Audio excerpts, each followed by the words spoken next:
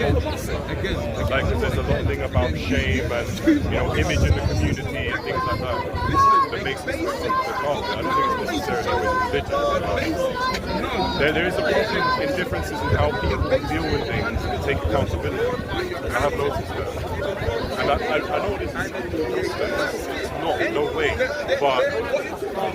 but Muslims, especially in Britain, do have a big problem owning up to problems of security. Simple things like, a lot of the areas in the UK where most Muslims live, have you noticed that some of the highest crime rates are those trash on the street? Have you ever heard any of the imams talk about this? The bones one where it's like that.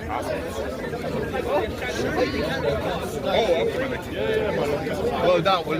Bilal, so any final messages to anyone that's considering becoming a Muslim, that thinks that it's a religion of peace and tolerance? So what would you like to say to them? What I would say about that is what I said earlier. It's like a meat pie. You eat it, it's great, but you don't want to know what goes into it. What I would say is, don't listen to what they tell you, but read all the theologies in Arabia before the Quran was revealed. And then read what the Quran says about things to do with the universe, and you'll start to ask, the all-knowing God has released a book about everything, and it just happens to have all the information from all the theology surrounded by the person who surround the person who apparently received the revelation. It's very strange that it's like, didn't he know anything else? The human species is around 200,000 years old, and the all-knowing God only knows recycled stories and scientifically false nonsense from a 4,000-year period, all in civilizations that happen to be along the same trade route. And that's another thing, talking about trade routes.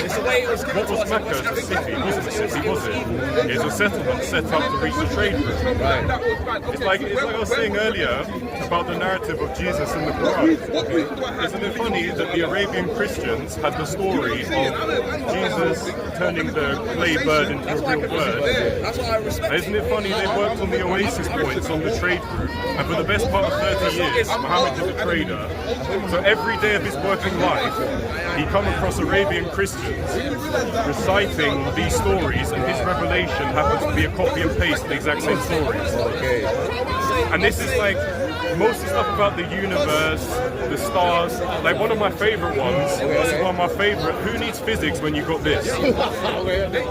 They're shooting stars are thrown at devils who are trying to steal information from between the heavens and the earth.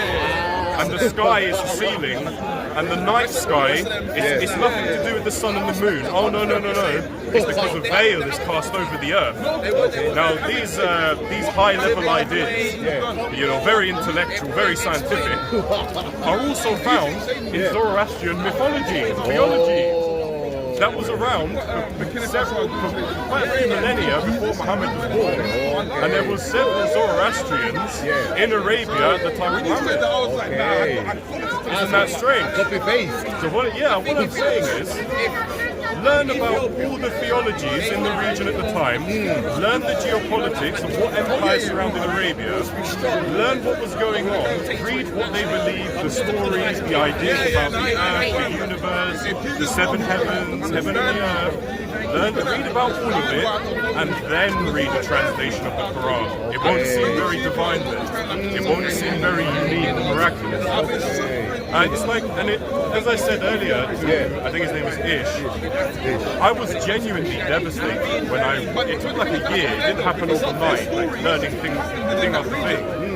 It takes a long time. It's like a Jenga tower, piece by piece. It took about a year. And it was genuinely devastating. But it did come to a point where, as I was learning all these things, I was trying to defend the religion.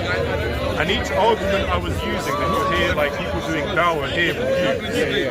Actually, if you look them up, these things the Quran say, they're not actually new.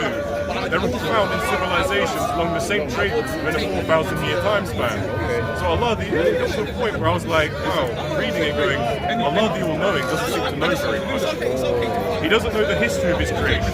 He doesn't know the biology of his creation. He doesn't know the physics of his own universe. He doesn't know anything about the solar system. Everything he gets is wrong. He says that mountain is like another thing I never read. Another one is like my second favorite. mountains are placed in the earth as pegs to stop the earth shaking. I don't know if they've heard of this, but there's a very heavily Muslim country called Pakistan. It's very mountainous and it gets a hell of a lot of earthquakes as well. So, you know, now I look back at it objectively, without subscribing to anything, I can look at it and say, isn't it a bit weird that millions of people, 5 times a day, recite from a book that tells the mountains stop the earth shaking, and they've got lots of mountains and more earthquakes than anyone else. And that's, again, that's the circular reasoning at play. Like I was saying, evidence is right in front of you. But when you believe in Islam, like you believe it's literal, you have to, your reasoning goes round in a circle. You've got to ignore all the evidence around you, like mountains, you can literally see that it's wrong. You've got to ignore that. You've got to come back to suit your paradigm. Just go around in a circle, ignore evidence. And that's the problem. Like, I've seen a joke on the internet, and it's sort of, it's offensive, but it's kind of true. It's like Islam spread by the sword, death by internet. Because, you know, no, it is true.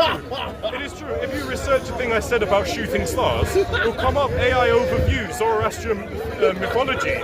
It tells you where it's from. There's nothing unique about it. If you Google, is the sky a solid ceiling? There's no physicist on the earth that's going to go, wow, that's a miracle, I want to accept that. They're going to laugh at you.